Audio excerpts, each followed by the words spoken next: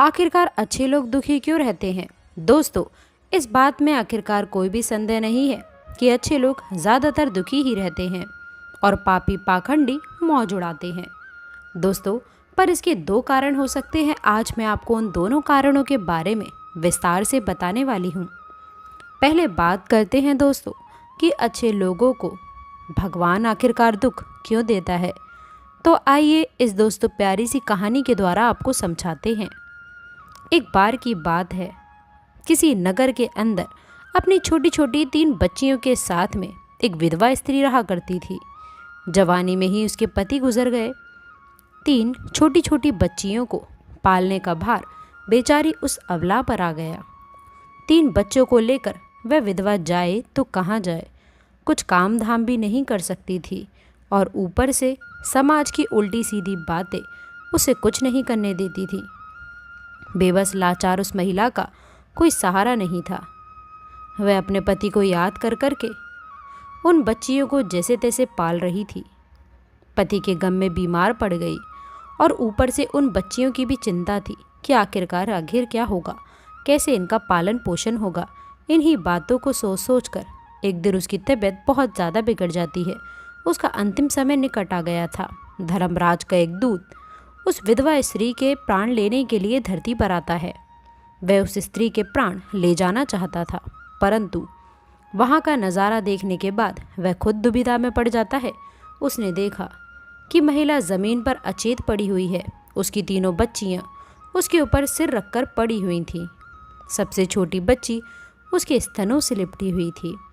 यही करुणामय दृश्य देख करके देवदूत के हृदय में दया का भाव आ गया। उससे उन बच्चियों की दशा नहीं देखी गई।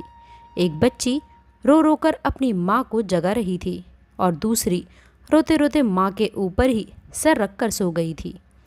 देवदूत ने सोचा कि इन बच्चियों का पिता पहले ही मर चुका है। अब यदि मैं भी इस स्त्री के प्राण लेकर चला जाता हूँ तो ये बच्चियाँ किसके सहारे रहेंगी? कौन इन्हें संभालेगा? कौन इनका पालन पोषण करेगा? बस यही सब बातें सोचकर वह देवदूत उस स्त्री के प्राण लिए बिना ही लौट गया। धर्मराज ने पूछा कि तुम खाली हाथ क्यों आ गए? तुम तो उस विधवा स्त्री के प्राण लेने के लिए गए थे। तब देवदूत कहता है कि हे स्वामी, मेरी गलती को क्षमा कर दीजिए।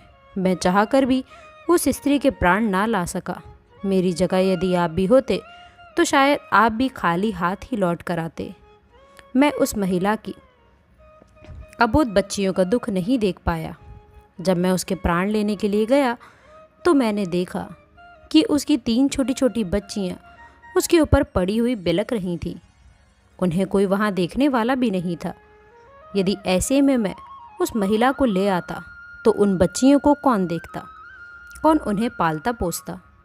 पृथ्वी लोक के मनुष्य तो इतने स्वार्थी हो गए हैं कि बिना मतलब के कोई किसी का सहारा भी नहीं बनता है। यदि कोई किसी की मदद कर भी देता है तो वो बदले की उम्मीद ज़रूर करता है या फिर उसे अपने एहसान के नीचे जीवन भर दबा कर रखना चाहता है। देवदूत बोला कि हे स्वामी, मैं चाहता हूँ कि उस महिला को थोड़ा जीवन दे दिया जाए ताकि वो अपने बच्चियों को पाल पोस कर बड़ा कर सके। देवदूत की बात सुनकर धर्मराज ने उसे डांटते हुए कहा, देवदूत वारसक, ईश्वर की बनाई हुई सृष्टि में ना कोई एक शर्त घटा सकता है और ना कोई बढ़ा सकता है।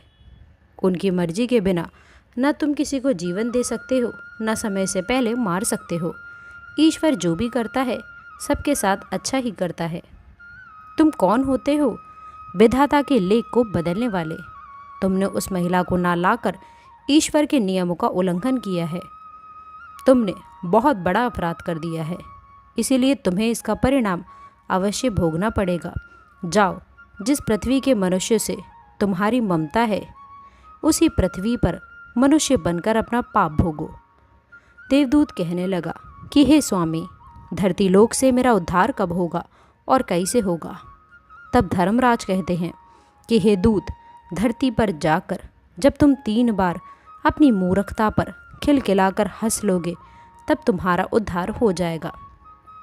इतना कहने के बाद धर्मराज ने उस दूत को धरती पर धकेल दिया। वह धरती लोक पर मनुष्य शरीर में आ गया था। उसके शरीर पर वस्त्र नहीं थे। दोस्तों, यहाँ का एक नियम है कि जब कोई मनुष्य जन्म लेता है तो उस समय वह नग्न होता है। देवदूत ने जन्म तो नहीं लिया, पर वह निर्वस्त्र ही एक सड़क के किनारे बड़ा ठंड से ठिठुर रहा था। वहीं पर एक मोची गुजर रहा था। वह मोची ठंड से बचाने के लिए अपने बच्चों को कपड़े लेने जा रहा था। रास्ते में ठंड से ठिठुरते एक नग्न व्यक्ति को देखकर उसे दया आ गई। उसने अपने बच्चों को तो कपड़े नहीं लिए, लेकिन उस देवदूत को कपड़े और कंबल अवश्य खरीद लाया और वह कपड़े लाकर उस देवदूत को दे दिए। देवदूत कहने लगा कि हे भाई, आपने मुझे कपड़े देकर मुझ पर बहुत बड़ा उपकार किया है, लेकिन कपड़े देकर आपने ठंड से तो मेरा दुख दूर कर ही दिया, परंतु मेरा ना तो कोई घर है, ना ही परिवार है, ना भोजन का कोई साधन है। तब मोची कहता है कि हे भाई, तुम मेरे घर चलो, मैं तुम्हारा सारा खर्च उठाऊंगा। दोस्तों, अब तो वह मोची उस देवदूत को लेकर अपने घर पर पहुंचता है और उधर मोची की पत्नी ने देखा कि उसका पति बच्चों को कपड़े लेने गया था और उल्टा एक आदमी को घर बुला लाया है। पत्नी अपने पति से झगड़ने लग जाती है, उसे भला बुरा कहने लगी। यह देखकर वह देवदूत बहुत ज़ोर ज़ोर से हंस पड़ा। मोची ने पूछा कि अरे भाई, तुम हंसते क्यों हो? ऐसा क्या देख लिया आपने? तब देवदूत ने कहा कि हे भाई, मेरी हंसी का रहस्य मैं आपको अभी नहीं बता सकता हूँ, समय आने पर मैं तुम्हें स्वयं बता दूंगा। दोस्तों, अब तो वह देवदूत उस मोची के घर में रहने लग जाता है और कुछ ही दिनों में उसने मोची का सारा काम सीख लेता है। देवदूत के द्वारा बनाए गए जूते और चप्पलें खूब बिक रहे थे। चंद रोज़ों में मोची धनवान बन जाता है। दूर दूर तक उसके जूते फेमस हो गए थे, यहाँ तक कि राजा महाराजा तक उसे जूते बनवाने का आदेश दिया करते थे। जब से देवदूत उसके घर आया था, उसकी तो किस्मत के ताले ही चमक गए थे। धन की कोई कमी नहीं रही, सब कुछ अच्छा चलने लगा। एक दिन की बात, राजा का एक सैनिक एक चमड़ा लेकर उसी मोची के पास आया और बोला कि देखो, हमारे महाराज इसी चांद के बने हुए जूते पहनना चाहते हैं। ये चाम बड़ा ही कीमती है, तुम इसके ठीक से एक जोड़ी जूते तैयार कर दो। ये चाम खराब नहीं होना चाहिए, पर ध्यान रखना कि इस चमड़े के जूते ही बनने चाहिए। भूल से भी इसकी चप्पल मत बना देना। दोस्तों, राजा का सैनिक चमड़ा देकर चला गया। इधर मोची ने भी देवदूत को समझाया कि देखो, राजा वाली बात है, इसमें कोई भी गलती मत करना। चमड़ा भी बहुत कम है, इसीलिए चमड़ा खराब नहीं होना चाहिए। जूते की कहकर वह गया है तो जूते ही बनाना। गलती से यदि चप्पल बना दी तो राजा हमें कठिन से कठिन सज़ा देगा। दोस्तों, मोची के इतना समझाने के बाद भी देवदूत ने उस चपड़े से चप्पल ही बनाई। चप्पल देखकर मोची की सांसें फूल गईं। वह देवदूत को डांटने लगा, यहाँ तक कि डंडा लेकर उसे मारने के लिए भी दौड़ा। कहने लगा कि अबे मूर्ख, तुझे बार बार समझाने के बाद में भी तूने जूते नहीं बनाए और तूने चप्पल बना दी। अब राजा हमें नहीं छोड़ेगा, तू भी मरेगा और साथ में मैं भी मारा जाऊंगा। वह हमारे पूरे घर को फांसी लगवा देगा। मोची को अत्यंत दुखी देखने के बाद में देवदूत एकदम से खिलखिलाकर हंसने लगा। उसे हंसता देख मोची बोला कि अबे मूर्ख आदमी, काम बेड़ा गाड़ कर तू अब क्यों हंस रहा है? वह देखो, जूते लेने के लिए राजा का सैनिक आ रहा है। दोस्तों, सैनिक को देखकर मोची के हाथ पैर फूल गए कि अब ये जूते मांगेगा तो मैं कहाँ से दूंगा।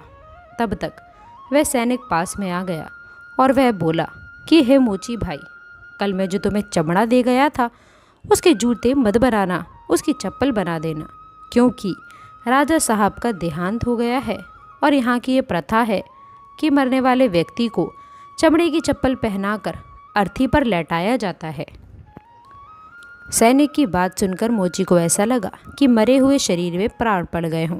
उसके हाथ से डंडा छूटकर ज़मीन पर गिर पड़ा और उसने देवदूत के पैर पकड़ लिए और उसे नाना भावती से माफ़ी मांगने लग जाता है। देवदूत मोची की इस हरकत पर खूब ज़ोर ज़ोर से हंस रहा था। मोची ने पूछा कि हे भाई, तुम आखिरकार क्यों हंस रहे हो? तब देवदूत बोला कि हे भाई, समय आने पर मैं तुम्हें अपने हंसने का कारण बता दूंगा। एक दिन के बाद मोची की दुकान पर 3 नौजवान लड़कियां एक बुढ़िया के साथ में आई थीं। उन तीनों लड़कियों की शादी होने वाली थी। वे अपने लिए जूतों का नाप देने आई थीं। उन लड़कियों को देखकर देवदूत ने पहचान लिया कि ये वही तीनों लड़कियां हैं जिनकी माँ को न ले जाने के कारण आज मैं अपने किए की सज़ा भोग रहा हूँ। पर ये लड़कियाँ तो अब जवान हो चुकी है, काफ़ी सुंदर भी हैं, किसी अच्छे घर में पली बड़ी मालूम पड़ रही हैं। तब वह बुढ़िया कहती है कि हाँ बेटी, इनकी माँ इन्हें बचपन में ही छोड़कर चल बसी, इनका कोई सहारा नहीं रहा।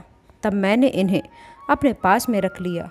मेरे पास करोड़ों की दौलत है, पर दुर्भाग्य से मेरा भी कोई नहीं है, तो मैंने इन्हें रख लिया, इन्हें पढ़ाया लिखाया, इनकी परवरिश की। आज बहुत ही ऊंचे घराने में मैं इनका विवाह करने जा रही हूँ। लड़कियों का भाग्य देखकर देवदूत सोचने लगा, और परमात्मा जो करता है वह अच्छा ही करता है। यदि उस समय इनकी माँ नहीं मरती तो ये तीनों भयानक गरीबी, भुखमरी और दरिद्रता में पड़ी रहती। इनकी माँ के मरने के उपरांत आज ये तीनों लड़कियाँ बहुत बड़े घरों की बहू बनने जा रही हैं और इस बुढ़िया के करोड़ों की संपत्ति की मालिक भी बन चुकी हैं। यह बात सोचकर देवदूत पहले की अपनी मूर्खता को याद करके ज़ोर ज़ोर से हंसने लग जाता है। वह 3 बार हंस चुका था। मोची ने पूछा कि हे भाई, अब तुम किस लिए हंस रहे हो? कृपया अपनी हंसी का रहस्य समझाइए। तब देवदूत बोला कि हे भाई, मैं 3 बार हंस चुका हूँ, अब मैं तुम्हें अपनी हंसी का कारण बताता हूँ। सुनो, मैं एक देवदूत हूँ। अभी अभी जो 3 लड़कियाँ जूतों का नाप देने के लिए आई थीं, जब ये तीनों छोटी थीं तो इनकी माँ मर गई, पिता पहले ही मर चुका था। इन तीनों लड़कियों पर तरस खाकर मैं इसकी माँ के प्राण नहीं ले गया। उसी कारण धर्मराज ने मुझे श्राप देकर धरती पर भेज दिया। मैं निर्वस्त्र एक सड़क किनारे पड़ा था, तब तुम मुझे अपने घर बुला लाए। घर आकर तुम्हारी पत्नी तुमसे खूब लड़ी थी, वो भी इसीलिए कि तुमने अपने बच्चों के कपड़ों के पैसों से मेरे लिए कंबल और कपड़े खरीद लिए। तब मैं पहली बार तुम्हारी पत्नी की मूर्खता को देखकर बहुत हंसा था। तुम्हारी पत्नी उन पैसों को देखकर दुखी हो रही थी जो तुमने मेरे ऊपर खर्च किए थे, पर तुम्हारी पत्नी उस लाभ को नहीं देख पा रही थी जो मेरे आने के कारण तुम्हारे घर की किस्मत बदलने वाली थी। दूसरी बात, मुझे हंसी तुम्हारी मूर्खता को देखकर आई जब तुम राजा के जूते ना बनाने के कारण मुझे डंडा लेकर मारने के लिए दौड़े थे। उस समय तुम राजा के जूते वाली बात सोच रहे थे, परंतु तुम्हें ये नहीं मालूम था कि राजा के साथ में क्या घटना घट गई है, जो राजा के जूतों से अधिक चप्पलों की आवश्यकता पड़ गई है। हम यही देखकर हर्ष मनाते, और जो हम देखते हैं पर हम उसे नहीं देख पाते हैं जो हमें दिखाई नहीं देता पर होने वाला होता है।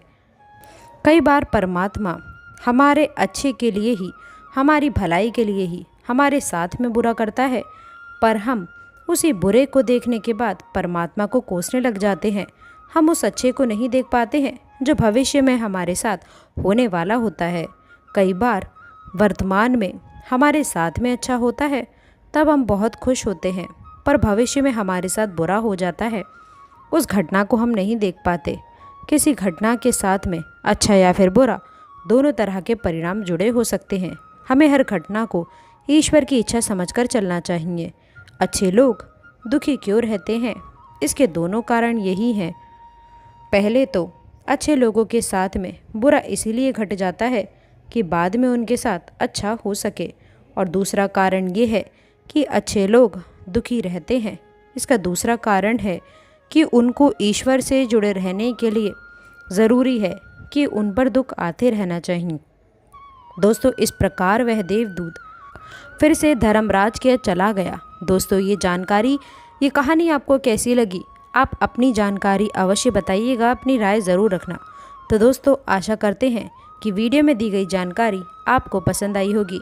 वीडियो अच्छी लगी हो तो वीडियो को लाइक करिएगा, अपने दोस्तों के साथ शेयर करिएगा।